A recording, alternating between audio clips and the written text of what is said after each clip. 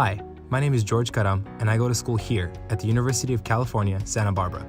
Here at UCSB, I'm a fourth-year global studies major with an emphasis in East Asia. I just got back from a year-long study abroad program at Waseda University in Tokyo, Japan. Before I jump into any information, I'd like to thank the Benjamin A. Gilman Scholarship Program for supporting me while I was abroad. And if it wasn't for their generosity, I and many other students across the US wouldn't have been able to partake in this once-in-a-lifetime experience. And for those who aren't too sure what this scholarship program is, I'll be getting into more about financial aid, academics, and much more in the next few minutes. I'm making this video to help students like you consider making a study abroad experience a part of their undergraduate and in some cases, graduate careers. A year, semester, or even a couple of months abroad can set you apart from other students and help you gain experiences that will benefit you for the rest of your life.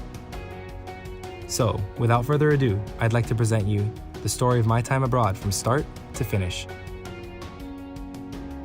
Although it's always a good idea to study abroad, it's never a good idea to jump into it without doing any research first.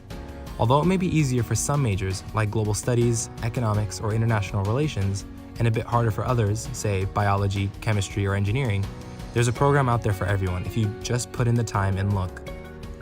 Immersion programs are study abroad programs that usually focus on two main aspects, language and culture. If, for example, I were to do an immersion program in Korea, the majority of my studies while abroad consists of classes where I would learn the Korean language, culture, history, etc. For those who would like to master the language of your host country, these sorts of programs might be the right choice for you. Major-specific programs, if you didn't already catch it from the name, are programs that cater to a certain area of study. For this reason, these kinds of programs are popular with STEM students who are worried about whether or not they'll be able to find classes to take abroad.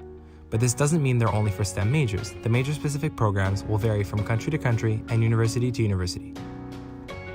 Lastly, there are programs that are not affiliated directly with your campus.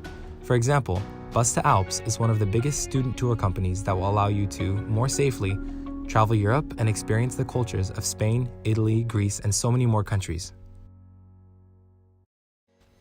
Whether you attend a city college or a four-year university, there is most likely an office on your campus that helps students with scholarship distributions, loan eligibility, and other finance-related questions.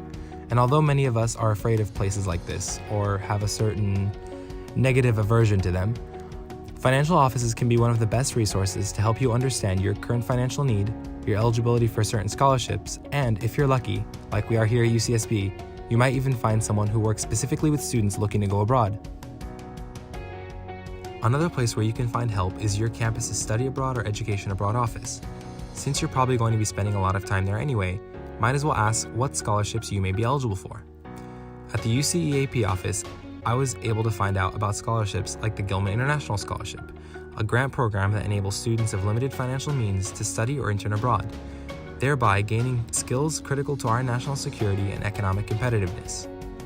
While I was abroad, I was given the opportunity to intern at two organizations. Tokyo English Lifeline, a mental health service created to serve the international community in Tokyo, and Peaceboat, an NGO dedicated to building connections internationally, promoting peace, and raising awareness of global issues. At these two internships, I was able to work side by side with other foreigners living in Japan as well as Japanese nationals. The best part, these internships counted for academic credit towards graduation, and since they're internships for all majors and interests, it's a great way to boost your resume. One of the many things you can do abroad that you can't do at your home university is experience a different culture firsthand. Go sightseeing around your university, eat the host country's cuisine, and have the opportunity to feel like a national. Another aspect of studying abroad that appeals to a lot of people is language immersion. It's not every day that you're able to naturally hear the language you're studying on a daily basis. In the year that I spent in Tokyo, I went from basic proficiency to speaking like a native, or so I'm told. Anywho, if language is your main focus, there's no better choice than education abroad. And this brings me to my last point, lasting friendships. I promise you, while abroad, you will make friendships that will last a lifetime. And if you think leaving your friends, family, and home university to go abroad is hard, leaving your friends and host university will be even harder. As a senior with only a few months left at UCSB, I can say in all honesty that my time abroad made my university career worthwhile. I was able to grow academically, personally, and professionally in a way that I feel I wouldn't have been able to do here. And for that, I am grateful to have been afforded the opportunity to go abroad. We were like,